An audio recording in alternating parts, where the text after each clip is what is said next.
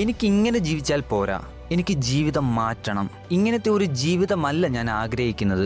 ഇങ്ങനെ നിങ്ങൾ ചിന്തിക്കുന്നുണ്ടെങ്കിൽ ഒരു കാര്യം മനസ്സിലാക്കുക.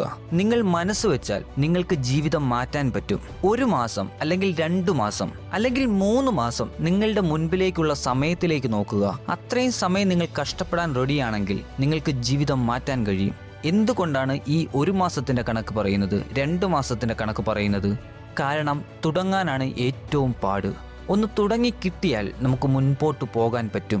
നമ്മൾ അലസമായിട്ടിരിക്കുന്ന ഓരോ നിമിഷവും ഓരോ ദിവസവും നമ്മുടെ ചുറ്റും നഷ്ടപ്പെട്ടു പോകുന്ന ഒരുപാട് അവസരങ്ങളുണ്ട്. We are losing like a million opportunities.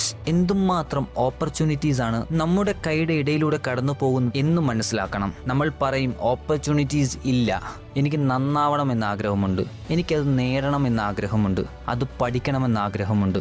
സ്വയം കള്ളം പറയരുത്. Once you start to look around you will see opportunities. നിങ്ങൾ ചുറ്റും ശരിക്കും ഒന്ന് നോക്കി തുടങ്ങിയാൽ ചുറ്റും അവസരങ്ങൾ നിരന്നു കിടക്കുന്നത് നിങ്ങൾ കാണാൻ തുടങ്ങും. നമ്മളെല്ലാം കാത്തിരിക്കുന്നത് ആരെങ്കിലും നമ്മുടെ ജീവിതത്തിലേക്ക് രക്ഷകനായിട്ട് കടന്നു വന്ന് നമ്മുടെ ജീവിതം രക്ഷപ്പെടുത്താനാണ്, നമ്മുടെ ജീവിതം മാറ്റിമറിക്കാനാണ്. അങ്ങനെ ആരും നമ്മുടെ ജീവിതത്തിലേക്ക് കടന്നു വരില്ല. ആരും ഇങ്ങോട്ട് വന്ന് നമ്മുടെ സ്വപ്നങ്ങൾ നേടിത്തരില്ല.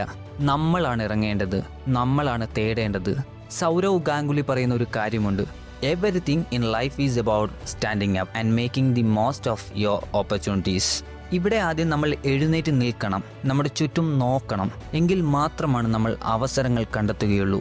എന്നിട്ട് വേണം ആ അവസരങ്ങളിൽ നമ്മുടെ കഴിവിൻ്റെ അത്രയും കൊടുത്ത് ഏറ്റവും മികച്ചത് നേടിയെടുക്കാൻ.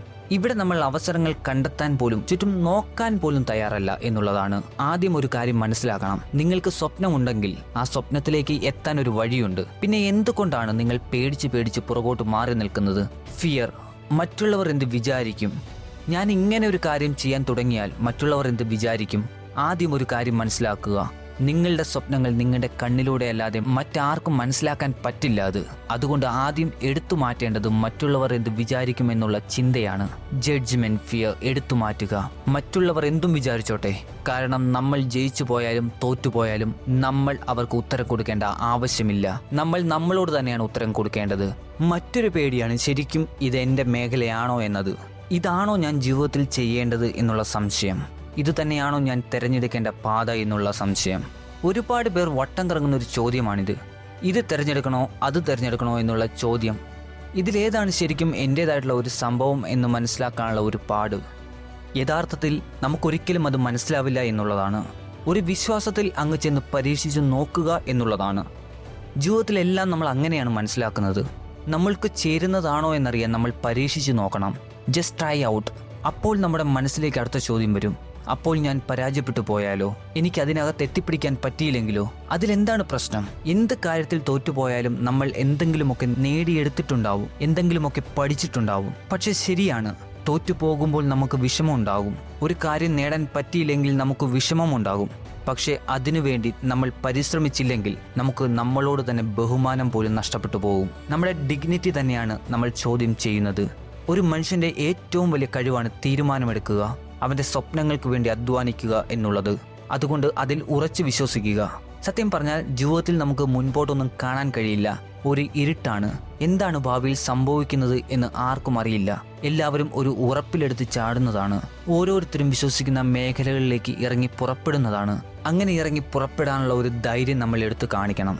അങ്ങനെ ഇറങ്ങി പുറപ്പെട്ടിട്ടോ എടുത്ത് ചാടിയിട്ട് തോറ്റുപോയിട്ടുള്ളവർ ഇല്ല എന്നല്ല, പക്ഷെ അവരൊക്കെ അവരുടെ ജീവിതത്തിന് അർത്ഥം കണ്ടെത്താൻ വേണ്ടി ഒരു യാത്ര നടത്തിയവരാണ്. ജിം കാരി ലോകം അറിയപ്പെടുന്ന ഒരു നടനായതിനു ശേഷം തൻ്റെ ജീവിതത്തെക്കുറിച്ച് ഇങ്ങനെ പറയുന്നുണ്ട്, life opens up opportunities to you and you either take them or you stay afraid of taking. നമ്മുടെ മുൻപിൽ 2 ചോയ്സുകളുണ്ട്. ഒന്നെങ്കിൽ ആ റിസ്ക് എടുത്ത് മുൻപോട്ട് പോകാം, അല്ലെങ്കിൽ സേഫ് സോണിൽ നിന്ന് അത് വേണ്ട എന്ന് വെച്ച് പേടിച്ച് പിന്മാറാം. ഇതിലേതാണ് നമ്മൾ തിരഞ്ഞെടുക്കുന്നത് എന്നുള്ളതാണ്. നമ്മൾ ഇറങ്ങി പുറപ്പെടുന്നെങ്കിൽ നമ്മൾ ആദ്യം മനസ്സിലാക്കേണ്ടത് തോൽക്കാനുള്ള നമ്മുടെ ശക്തി കൂട്ടണം. തോൽക്കാൻ നമ്മൾ കുറച്ചുകൂടി തയ്യാറായിരിക്കണം. നമ്മളെല്ലാം പെട്ടെന്ന് ജയിക്കണം, എളുപ്പത്തിൽ ജയിക്കണമെന്ന് ആഗ്രഹിക്കുന്നവരാണ്. ഒരു വീഡിയോ യൂട്യൂബിലിട്ടാൽ ഹിറ്റ് ആവണം, അല്ലെങ്കിൽ ഒരാഴ്ച കൊണ്ട് ഏറ്റവും നല്ല ഫുട്ബോൾ പ്ലെയർ ആവണം, അത് പെട്ടെന്ന് പഠിച്ചെടുക്കണം. No, you have to fail before you succeed. Madam C J Walker പറയുന്നുണ്ട്, don't sit down and wait for the opportunities to come, get up and make them. നിങ്ങളുടെ അവസരങ്ങൾ സൃഷ്ടിക്കാൻ പഠിക്കുക. കാരണം ലോകം എപ്പോഴും നിങ്ങൾക്ക് അവസരങ്ങൾ വെച്ച് നീട്ടണമെന്നില്ല. മറ്റുള്ളവരോട് ചോദിക്കാൻ മടി കാണിക്കാതിരിക്കുക. Don't fear to ask. ആരോടെങ്കിലും ഒക്കെ മെസ്സേജ് അയച്ച് ചോദിക്കുക, നിങ്ങൾ എങ്ങനെയാണ് ഇത് ചെയ്തത്, നിങ്ങൾ എങ്ങനെയാണ് ഈ യാത്ര നടത്തിയത്, നിങ്ങൾ എങ്ങനെയാണ് ഈ ബിസിനസ് തുടങ്ങിയത്, നിങ്ങൾ എങ്ങനെയാണ് ഇത് പഠിച്ചെടുത്തത്. Just ask, there is always opportunity around you. ഒരു കാര്യം മനസ്സിലാക്കാൻ ആഴത്തിൽ കുറിച്ചിടുക. നിങ്ങൾ തോറ്റുപോയാൽ നിങ്ങൾക്ക് വേദന ഉണ്ടാവും, പക്ഷെ നിങ്ങൾ പരിശ്രമിച്ചില്ലെങ്കിൽ നിങ്ങൾക്ക് നിങ്ങളോട് തന്നെയുള്ള ബഹുമാനം നഷ്ടപ്പെടും. So always try. അന്ന് ഞാൻ പരിശ്രമിച്ചിരുന്നെങ്കിൽ എന്താകുമായിരുന്നു എന്നൊരു ചോദ്യത്തിന് ഉത്തരം അറിയണമെങ്കിൽ നിങ്ങൾ പരിശ്രമിച്ചു നോക്കണം.